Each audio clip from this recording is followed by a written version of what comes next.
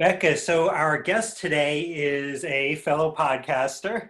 Yes. Uh, so I thought it might be interesting to kind of talk about our podcast experience up to this point, or also, and maybe also to talk about um, your your other podcast, Two Autistics Yeah. Talk Money. I'm going to plug that, of course.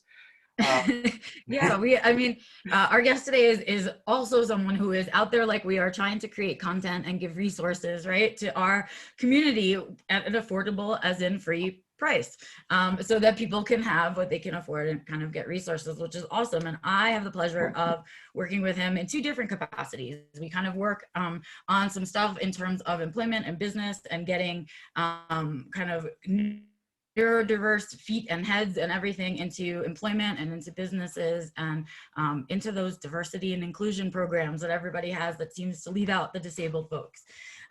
And so we work on that, but at the same time, we're friends and we get along. And so we do this other podcast meetup thing called Two Autistics Talk Money, where we do talk money, talk all the parts about money, the things no one wants to say out loud, all of that fun stuff, and the stuff that I know nothing about that Andrew knows a ton about. But yeah, so I'm busy doing those things. You have multiple podcasts now too. You have 3 going now, right? Great. I don't know how I'm managing it, honestly. I don't know either. I'm stumbling my way through it. Remember, not quite sure what podcast is coming out what day and what Right. week. Yeah, but talk about it. So I got to know you through Autism Stories, which is your original podcast, which is Yeah. amazing. You guys, if you haven't checked out Autism Stories, check it out. Doug talks to everybody, like everybody, the gamut of people. And it's really interesting to find out what gets people going and why they're involved in the community and what it is that they're doing there. And that's how I met Doug. And then now you're doing another one with Kelly Braun Johnson about the intersections on the spectrum, right? Which is amazing and cool, and check that out. It's fairly new, you guys. And then we're doing this one, which is all for funskies, which is great. And I don't know,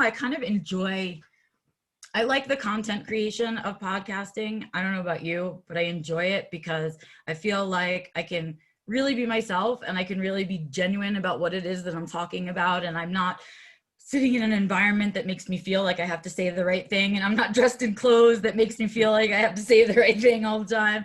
And I get to really be myself. And I like doing that. And then I kind of love that these great conversations that I have with people are around and they're out in the world and people can listen 3 years from now to it. I think that's really cool. So yeah, it's my cool medium. I think for me, there's been a lot of unexpected outcomes. The first thing is I've never been good at being told what to wear. That's the first thing. But just I guess the thing that's really surprised me is the amount of quality and quantity, I would say, in terms of the relationships I've developed through podcasting. It's really been a life-changing experience. It started with Autism Stories, and then I was shocked that you actually agreed to do this podcast with me. I'm so excited. And now with Kelly, who's such an amazing co-host as well. I always say I have the 2 best co-hosts in the world. So so yeah, I mean, I think that's like a really powerful thing about podcasts that maybe a lot of people realize, but I didn't, about how, it was always for me about learning, but now I realized it's such a powerful way to develop community. Yes, absolutely. And it lets people know, I mean, there's a way that when we're all doing these podcasts that people get to see that we have relationships outside of whatever our own solo mission is, that the autistic advocates talk to each other and we hang out with each other and we're friends outside of just, pushing whatever our current mission is. And I love that piece of it because people get to see a little window into that relationship. And with that, I think it's time to bring in Andrew because this is my trifecta, you guys. This is it. This is I have a very small bubble that is not filled with a lot of people. And so this is part of my bubble right here. This is my little trifecta here. And so I'm excited to bring you on. Andrew, welcome. Welcome to InfoDump. No, thank you. Thank you so much for having me. And Becca, I was just thinking, it was exactly a year ago, NESCON was happening. Right. Right. And that was That's one of the reasons why I reached out. I knew of you, but it was Right. like, oh, you do this. So, okay, cool. Let's connect. Yep. But anyway, I saw that my history was a year ago. Can you believe in-person conferences existed a year ago? Yeah, right? So weird. Weird to think about. I was just talking to Antonio about this. We were in the car and I was like, isn't it so weird that we're going to be able to tell stories? Like back in my day, we went to rock concerts with other people. Back in my day, right? Like, but it's so weird. We went to amusement parks. I mean, think about all the different like childhood experiences that we had, or like growing up experiences that we've had, that all these kids now just probably, I don't know. I can't imagine anyone agreeing to go to a rock concert with 300 people ever again. I mean, I'm good with not having to go to amusement parks ever again because I'm really short and my friends were always taller. So they got to do the stuff and I just had to stand there. So, you know. Know that anyway. feeling. Yeah. Well, I'm really excited to have you on. And I know Doug always gets really good questions together. And I'm excited to talk to you about more than just the financial advisor stuff that you do, because people don't know the rest of the things that you do, like your meme collections and your love of movies and television and all of that stuff. So we'll be able to talk about all of those fun things today, I think. Yeah. But I will let Doug get started with his amazing questions, which is why I like him so much, because he does such good questions. Well, I was going to start out with the question, but now I'm interested in your meme collection. So tell us a little bit about that, Andrew. I mean, I don't know. I don't even know how to describe it. I seem to have this thing for being able to come up with like the perfect meme in relation to like the person and the curation. So like, you know, there's somebody where I'm like, oh, this meme is perfect for them. I'll send it to them. And I just have like the whole spectrum of memes, almost like a dealer, right? No matter what you want, like come to me, I'll be able to help, you know, get it for you. And, you know, I follow, you know, a lot of different ones. If you guys haven't seen, and I'll paste it so you can show it on the screen in a second, you know, my favorite, and it's my Google Gmail icon that I don't use a lot, is cat duck. I don't know if you've seen my cat duck. And I'm just gonna, let me find it. Okay, I'm just gonna share this here. And it's literally just a picture of somebody decided to Photoshop a cat duck. And it's like my favorite thing in the world. If I could be anything, I would be a cat duck. So I'll paste that in a second. Right? I mean, it's so the thing is, I'm somebody who thinks that memes could be the way that we communicate. If we did like GIFs, memes, and emojis, to me are a language. Like I don't need to have any other conversation with you. So Andrew used to send me memes like when we first started talking, and I love them. And my favorite thing is that he and I share an inappropriate sense of humor a lot of the time. And so we share with each other the memes that you wouldn't dare post in public, like ever, right? And so we do that. And so what happens is if I don't get a meme from Andrew in like 3 or 4 days, I start to worry that he's not okay. I'm like, something's not okay over there. He doesn't even have the energy to send a meme. What is going on?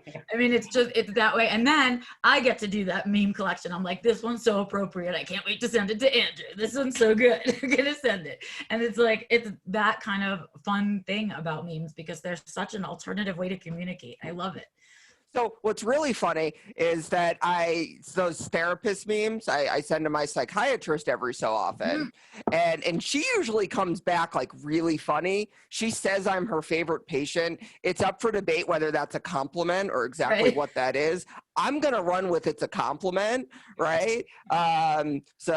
Anyway, but yeah, I mean, nobody's exempt from, you know, my meme sending. And Doug, I just pasted cat duck in the link, so all right, take a look. He is it's in the chat. Oh wow, in the chat. Yes. Well, you're going to be surprised by this, Andrew, but this is somewhat related to actually my first question, because in doing research I found out that you have a love of penguins, or you used to.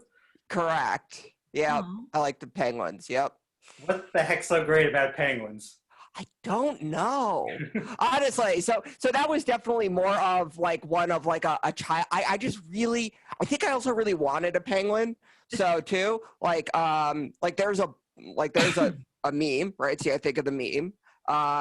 They say money can't buy happiness, but money can buy a penguin. And have you ever seen somebody who owns a penguin who isn't happy? right? So, you know, money can buy a penguin. So I mean, I can't like recite all the facts about penguins and everything, not like that. I just think they're awesome, right? I agree. So, I mean, not a lot more than that. Not like Atypical, right? Where again, Right. talk about stereotypes, him and the penguins, if you Right. have seen it. I can't recite all of that. I just, you know, I love penguins. It's So an animal thing though, but this I think happens to all of us as autistics. Like as in our childness, right? There's this really innocent connection that happens with animals. We somehow identify with them in this very specific way, and I just think, I don't know. I just think we all have our thing. I mean, for me, it was cats from very early on, but I like weird animals like that too. Like I have a sloth thing. I really like sloths. I think there's something about their ridiculous faces and the way that their bodies function. And they only poop once a month that I am fascinated with this whole thing. Like, I just think did I send you my sloth meme? No, you haven't sent me a sloth meme I didn't yet. know you like sloths. I have a great sloth meme. I must Oh, well, have I'll be missed waiting it. for that then. You have to send me a message. Remind me. I won't pull it up Right. now. But yeah, no. See, exactly. There's just something about, it's like a weird connection thing, and I don't know what it is, but I think penguins are great too. I still use Penguin Walk. We have to use it here in the mountains. That's how we teach people to walk in the snow, is to walk like a penguin. There you go. You don't fall or slip, apparently, if you do that. So Andrew, most people know of you as a financial advisor and planning across the spectrum. Would you consider financial advising a special interest for you? Absolutely. Money in general, right? And it's financial advising is so broad and vague. Like I say, nobody really knows what it is or what I do for the most part, right? It's so, it's kind of like saying you're like a doctor. You could be a million different types of doctor, right? Or an attorney. It's such a broad category. Right. But I really like talking about money. It's my favorite thing to talk about. That's why like Two Autistics Talk Money was fun. It's like, well, I could talk about my favorite subject, right? And I like to say I think I have like the best job ever because people pay me to ask me questions about the thing I love to talk about. That is my job. So, that's a pretty good job, all things considered. Yes. So, I mean, we talk about that as, our special interest really just a way for us to find a career or find a thing that we're good at, right? Because the whole theory of what you're passionate about and what you love is what you do best and all of those things, right? So I think it's really interesting that obviously it was a career path for you, right? Yeah, But well, it didn't. That's not the only thing. Yeah, no, I didn't start off that way. I started off fixing computers. I really liked that. And then I joked with my uncle was like joking that they would hire anyone who fogged a mirror, like was alive, right? And I'm like, oh, will they hire me? And I wasn't joking. I was kind of looking for something different. And during my first interview, they asked why. And I did say because I'm Jewish was a qualification for working in finance.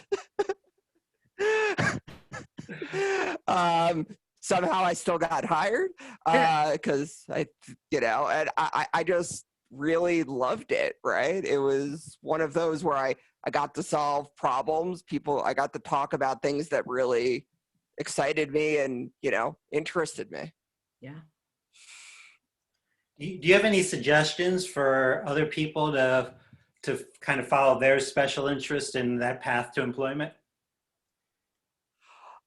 I find like a lot of people will go to look for a job rather than almost create their job. Now, whether or not they start their own business doesn't mean that they didn't create their job. So individual, Doug, you've met him. So Andrew Komarow, right? Sure. He has a job talking about autism and driving, right? Because that's his favorite thing to talk about. And a driving school is like, oh my God, you're amazing. We need a program. This is a really important topic. And he's basically the spokesperson for the autism and driving presentations. That's his passion. That's what he loves to do. There was no job that didn't exist, right? But if you're truly passionate about what you do, there's almost certainly a market for it. Mm-hmm. So. Absolutely. So financial advising, penguins, memes. Do you have any other special interests? I love computers, technology. and movies/TV shows. I like to also have a thing where if somebody tells me a TV show or two that they, and Becca is a very large media consumption person as well, so we've spoken about that. I really like, messing around with computers, and I really have a thing where if you give me a couple top TV shows that you like in your genre, I'll give you a fantastic recommendation. So, Yeah. What are you watching right now? I just started watching a movie or a TV show called Claws. Have you seen it? There's actually one of the, if not the best. He's a black gay autistic character. He was the bad guy in The Rookie. Oh, yeah. That cop, and he plays an autistic character. It's called Claws. It's like a nail salon. It's pretty fantastic. So someone recommended that to me. So that was good.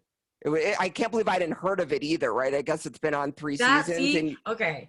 That gets me. See, I have heard from you more things that I didn't hear of, or somebody else who's seen the rare thing that I've seen, right? That's because for me, media, definitely television for sure. I was raised by my television. I'm certain of it. But television and movies was definitely a special interest my whole life.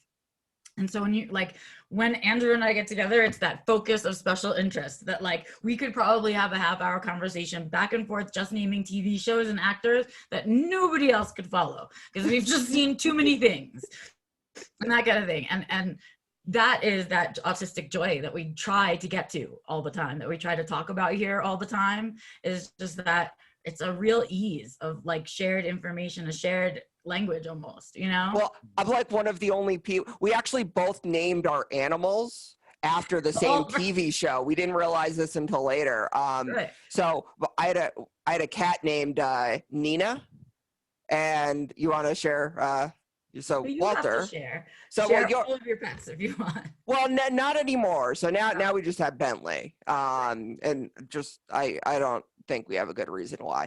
But anyway, so we had Bentley, but we had Nina, and we had Olivia, but right. then we discovered, but then we had to change his name to Oliver. We realized he was a male cat, not a female cat. So, but that was a year later. So, hey, whatever.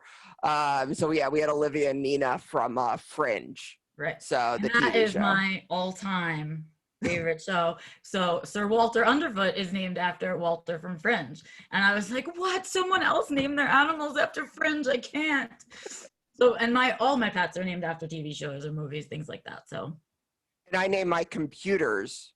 Now I could probably just stop there and that would be weird, but I name them after elements from the periodic table. So we keep track of them. So which elements? So my main computer, and I try to do it for a reason, is platinum, because it's my one with it's the most expensive, the monitors, the everything. Right. Our office manager, hers lithium, right? She keeps it going, right? She keeps the office going. My attorney friend, I named him helium, because he's an attorney, he's full of hot air. Or my server's uranium, because it's on all the time. So I try to find something to kind of keep them going. It's kind of fun, but then also, then it keeps track of them. When you have 10 computers, it's easier. First dating my wife, she took a Mac and renamed it Tinfoil, right? To kind of make fun of me. I think it was, which, tin is one. I don't think I've ever had that one, but yeah. So I try to make it semi-related to whatever, and try not to reuse them. So. Yep. So what about your passion of financial advising? How do you go about finding balance between that and kind of all the other things you need to do in your life? What's balance again?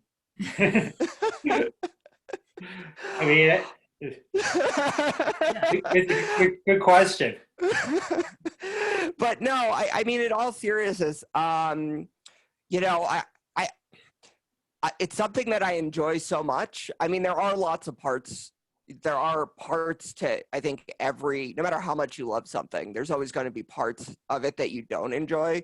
So as much as possible, I try to spend as much time doing the parts that I do enjoy and for the reason that I like doing them. So I find, talking about, money is, fun. A lot of the financial stuff to me is just really fun. I try to make it fun. I'm told I do make it fun and not boring, and the bar is just so low that's like barely a compliment, right? Like once in a while, if I like see another like presentation or something, I'm like, oh my God, like no wonder they think I'm exciting. But no, I just, it's what I guess, love to do. But the other nice thing is that I am also under the realization that people don't want me to talk about my special interest, because if you ever want somebody to go away, tell them you sell life insurance, for example. I promise they'll like never speak to you again.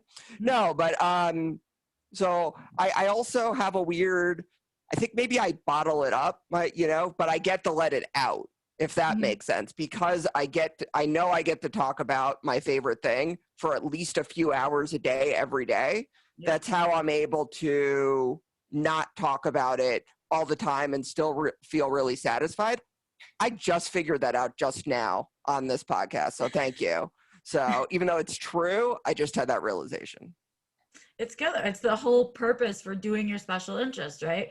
It can be very isolating, I think, when we do our special interest, because we get so right? And we're just in it, and it's not about anybody else but us, and it's just like that. And so when we learn to include people in our special interest, right, it stops feeling so isolating. And I think that's what you've done. You sort of managed to do that without driving your wife crazy, like at the same time. So you don't have to come home and talk to her about it when you get home, because you talk about it at work, which is awesome. I can still talk about it a fair amount when I get home, but yeah. And I think, so Doug, if you have more questions, just interrupt me. Sorry. Okay, cool. So, but one of the things that when I was first diagnosed, I'm like, oh, I want to find a lot of people who are like me, who have autism. And what I found is that actually wasn't as productive as just finding other people who were passionate about what I'm passionate about, right? The person who, is passionate about, Adina Menzel, right? And just not something I'm passionate about, the autism, sure, we might get each other a little bit, but we're very different.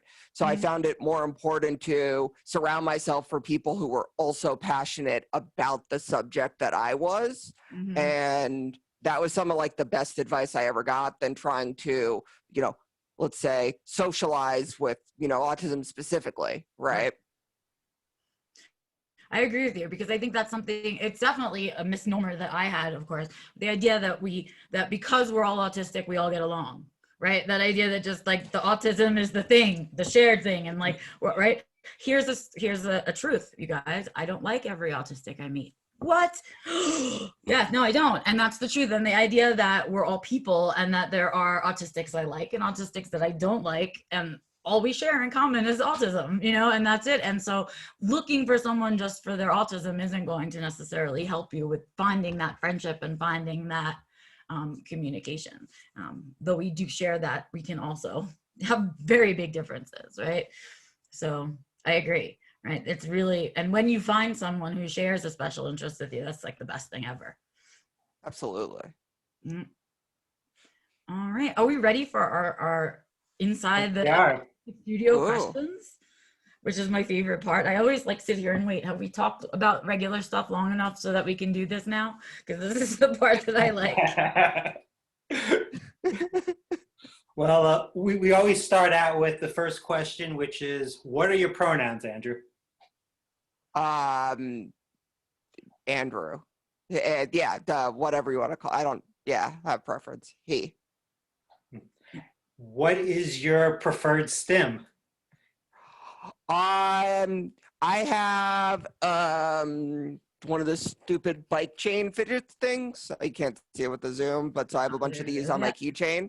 And actually, so I'm going to interrupt. My wife tells me that there's a stim that I do 24/7 that I don't realize that I'm doing. and she won't tell me because she's afraid I'll stop doing it. So I respect that. She'd tell me if I wanted to. So I asked, like, as part of, like, if something happens to you, pass away, can you tell me? Can you, like, leave this? Like, I want to know. But she's afraid that I'll stop doing it. So apparently there's one I do 24/7 that even I'm not, you know. Wow. Yeah, which is like, whoa. She could just be screwing with me. It'd be a really I long know. con. I have a suspicion. I feel a little bit like that would be this the one thing I that would believe. Like we're Jewish, right? So she told me that and there was Christmas. She truthfully had me believing that on Christmas there was a Christmas hat and a song that you sang dancing around the tree, and my friend helped her. You know, and they really did a good job. So I really thought there was a Christmas hat. So there isn't. There's no Christmas hat. No Christmas. Man. So, Anyway. so sad. Yeah. So fidget bike chains. Yeah. What's your favorite curse word? So I mean, like, fuck it, like, is too easy, right? I mean, I think it's not a curse word, but cornhole is a great word that's not used enough for, like, George Carlin, right? We just don't say the word cornhole enough. So I'll go with that. All right. All right. Who do you love and what are you doing about it? My wife, trying not to piss her off. Good plan. Yes, being very supportive. Or sorry, who? And I like, my daughter. So too. So there you go. I play video games. I get home and she says, "Daddy, play games." It's the best. Oh. So I think it's mostly so she can sit on her iPad. But like, sorry, Jessica, I can't help you do the dishes. Emma wants me to play video games. So that's what our daughter wants. Yeah. All right. Well, these next two are fill in the blank. So the first one is, you may be neurotypical if. Whoa. You don't know what neurotypical means. Yes, that was good. Yeah.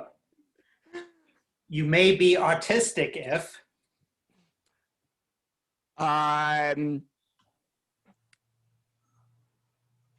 There's nothing in between. You're like silent like a monk, or you're talking like you've done 3 lines of cocaine.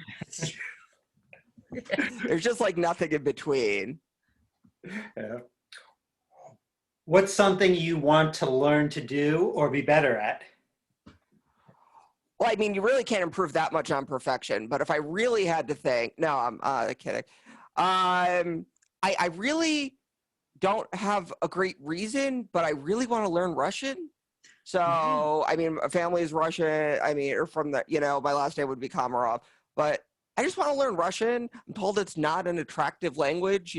Definitely would prefer French or something, but I probably won't. But yeah, there you go. What autistic social media account should people be paying attention to? Well, I think the 3 of ours are pretty good. I'd like to think my social media is pretty good. It's different. I do it all myself. I schedule 1 or 2 posts a day that I try to make, relevant, and I share like links and content. I try to share good stuff. And social media, I try to limit my meme social media, right? I do keep it a little professional. I think the 3 of us, what's a really good other social media? I'm trying to think. Jeez.